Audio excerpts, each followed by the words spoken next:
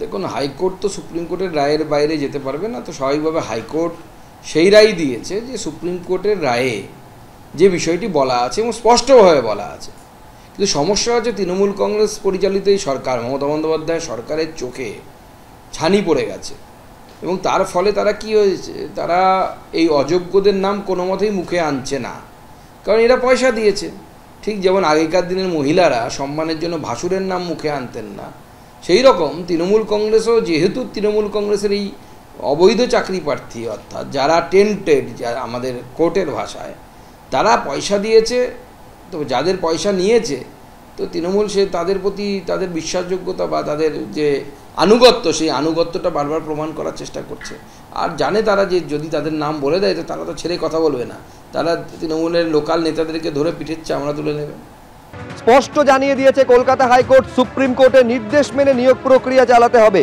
নিয়োগ প্রক্রিয়ায় অংশ নেওয়া নির্দিষ্টভাবে চিহ্নিত অযোগ্যদের পাশেই আজকে দাঁড়ানোর চেষ্টা করে রাজ্য সরকার এবং এসএসসি। আমরা এই নিয়ে আইনজীবী, এই মামলার অন্যতম আইনজীবী সুদীপ্ত দাশগুপ্তর সঙ্গে কথা বলেছিলাম। তিনি কি বললেন দেখুন।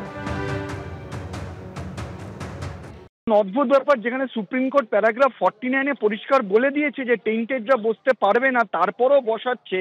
এবং অদ্ভুতভাবে যখন কোর্ট আজকে ফাইনালি ডিরেকশন দিলেন যে কোনো টেন্টেডরা এই পরীক্ষায় বসতে পারবে না, তারপরেও রাজ্য সরকার এবং এসএসসি স্পেসিফিক কোর্টের কাছে আবেদন করেছে যে আমরা এটার স্থগিতাদেশ চাইছি যাতে টেন্টেড ক্যান্ডিডেটরা পরীক্ষায় বসতে পারে। এতে একটা জিনিস পরিষ্কার যে পুরোপুরিভাবেই রাজ্য সরকার বা এসএসসি চাইছে যে তাদের টেন্টেডরা বসুক। 14ই জুন থেকে ফর্ম ফিল আপ শুরু হয়েছে।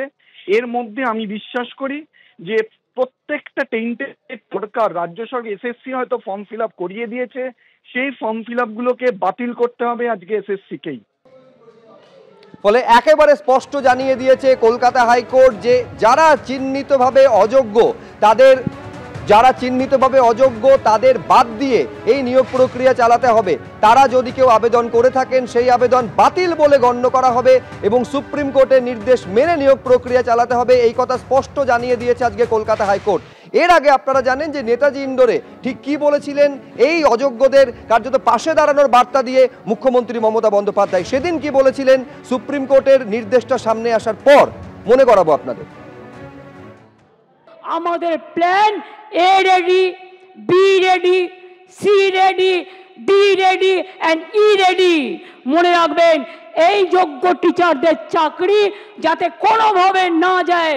যদি বলে তোমাকে 2 মাসে প্রসেস করতে হবে, আপনাদের তো কেউ চাকরি টার্মিনেট করেনি এখনো পর্যন্ত, করেছে কি?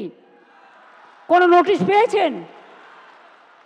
আপনার বিরুদ্ধে দুর্নীতি না যদি প্রমাণ করতে পারে তো কি আপনাকে কেউ যেতে বারণ করেছে? যান না, আপনি আপনার কাজ করুন না। আপনার কাজ কে বারণ করেছে? অল্টারনেটিভ যা করার আমরা করব এবং সেক্ষেত্রে আপনারা যাতে আবার চাকরি ফিরে পান তার ব্যবস্থা প্রসেসের মধ্যে দিয়েই 2 মাসের মধ্যেই কমপ্লিট হবে। বলতে পারে আমি বাতিল করলাম, তুমি ওদের কেন যেতে বলছো? আমি যেতে বলছি এই কারণে যে যে কেউ সার্ভিস দিতে পারে ফর হিউম্যানিটি, তাদের সার্ভিস কেউ কাটতে পারে না। এই চিহ্নিত অযোগ্যদের পাশে দাঁড়ানোর আজকে চেষ্টা করেছিল রাজ্য সরকার এবং এসএসসির আইনজীবী কল্যাণ বন্দ্যোপাধ্যায় এইটা ব্যাখ্যা দেওয়ার চেষ্টা করেন যে সুপ্রিম কোর্ট তার নির্দেশে একথা কোথাও বলেনি যে যারা চিহ্নিত অযোগ্য তারা নতুন নিয়োগ প্রক্রিয়ায় অংশ নিতে পারবেন না, বরং একথা বলা হয়েছে বয়সজনিত ছাড় তারা পাবেন না। আর এই যুক্তি শুনে কিছুটা বিস্ময় প্রকাশ করেন মহামান্য বিচারপতি। তিনি বলছেন যে চাকরি খারিজ হয়ে গিয়েছে, বেতন ফেরতের কথা বলা হয়েছে, কিন্তু তারপরেও একথা বলবেন। তারপরে নির্দেশ দিয়েছে কলকাতা হাইকোর্ট, চিহ্নিত অযোগ্যদের বাদ দিয়ে নতুন নিয়োগ প্রক্রিয়া সংগঠিত করতে হবে। যদি কোনো চিহ্নিত অযোগ্য আবেদন করেও থাকেন তাদের আবেদন এখন থেকেই বাতিল বলে গণ্য হবে।